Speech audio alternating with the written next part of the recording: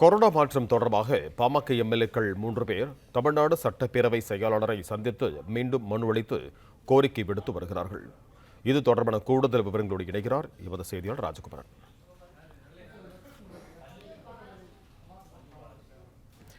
தமிழ்நாடு சட்டப்பேரவையில் பாமக கொறடாவாக இருக்கும் சேலம் அருளுக்கு பதிலாக மயிலம் சிவக்குமாரை மாற்றி அன்புமணி அறிவித்திருந்தார்.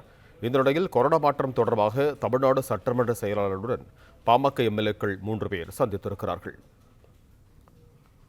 பாமக தலைவர் அன்புமணி அறிவிப்பை ஏற்று கொறடாவாக மயிலம் சிவக்குமாரை நியமிக்க கோரி பாமக எம்எல்ஏக்கள் மீண்டும் மனு அளித்திருக்கிறார்கள். அக்டோபர் 14ஆம் தேதி முதல் சட்டப்பேரவை கூட்டத்தொடர் நடைபெறும் என்று சபாநாயகர் அப்பாவு அறிவித்திருக்கிறார். தங்கள் கட்சியின் கொறடாவை மாற்றி அறிவிக்க கோரி பாமக எம்எல்ஏக்கள் சட்டமன்ற செயலாளரிடம் மீண்டும் மனு அளித்திருக்கிறார்கள்.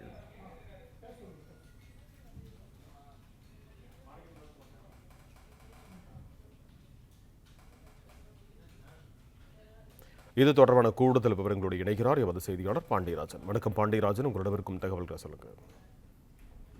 பாமக சட்டமன்ற உறுப்பினர்கள் சதாசிவம், சிவக்குமார், வெங்கடேசன் மற்றும் பாமகனுடைய வழக்கறிஞராக இருக்கக்கூடிய பாலு ஆகியோர் சென்னை தலைமைச் செயலகத்தில் சட்டப்பேரவை செயலரை சந்திப்பதற்காக இங்கே வந்திருக்கிறார்கள். குறிப்பாக பாமகவை பொறுத்த வரைக்கும் அன்புமணி ராமதாஸ் தலைமையிலான பாமக செயல்பட்டு வருகிறது. அவர்களுடைய ஆதரவு பெற்றிருக்கக்கூடிய 3 சட்டமன்ற உறுப்பினர்களும் தற்போது தலைமைச் செயலகத்தில் சட்டப்பேரவை செயலரை சந்தித்து கடிதம் ஒன்றை கொடுக்க இருப்பதாக தகவல் வெளியாகிறது.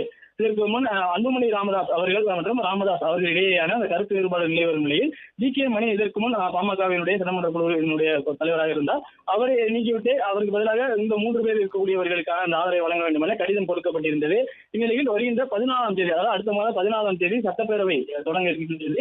அது கூடுதலுக்கு முன்னாகவே பாமகவினுடைய சட்டமன்றத்தில் இருக்கக்கூடிய கொறடா மற்றும் பாமகவுடைய சட்டமன்ற குழு தலைவராக இருக்க வேண்டியவர்கள் யார் என்பது குறித்து அந்த கடிதம் என்பது வழங்கப்பட்டிருந்தது. மீண்டும் அதை அறிவுறுத்தும் விதமாக அன்புமணி ராமதாஸ் தரப்பில் இருக்கக்கூடிய இந்த 3 சட்டமன்ற உறுப்பினர்களுக்கான அந்த வாய்ப்பு வழங்க வேண்டும் என்ற கடிதம் என்பது தற்போது வழங்கப்பட்டிருப்பதாக சொல்லப்பட்டிருக்கிறது. இந்த நேரத்தில் அவர்கள் சட்டப்பேரவை செயலாளரை சந்தித்ததன் பிறகாக செய்தியாளர்களை சந்திக்க இருப்பதாகவும் சொல்லப்பட்டிருக்கிறது.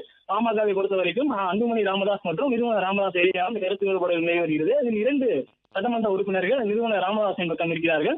பாமக தலைவராக இருக்கக்கூடிய அன்புமணி ராமதாஸ் பக்கம் 3 சட்டமன்ற உறுப்பினர்கள் இருக்கிறார்கள். சட்டப்பேரவையில் இதில் யாருக்கான முன்னிலைப்படுத்துவது, யார் சட்டமன்ற குழுவை தலைமை ஏற்பது மற்றும் கொரோனா வகையாக செயல்படுவது உள்ளிட்ட அது தொடர்பான அந்த கடிதம் என்பது ஏற்கனவே வழங்கப்பட்டது. அன்புமணி ராமதாஸ் அவர்கள் தரப்பிலும் வழங்கப்பட்டது, ராமதாஸ் அவர்கள் தரப்பிலும் வழங்கப்பட்டிருந்தது.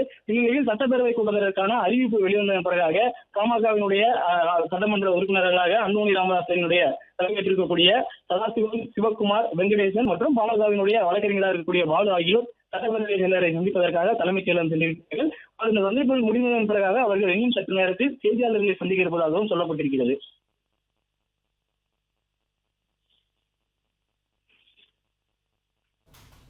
நன்றி பாண்டியராஜன், உங்கள் தகவல்களுக்கு.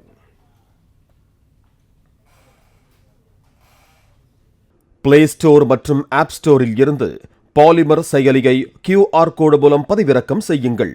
செய்திகளை உடனுக்குடன் பெறுங்கள்.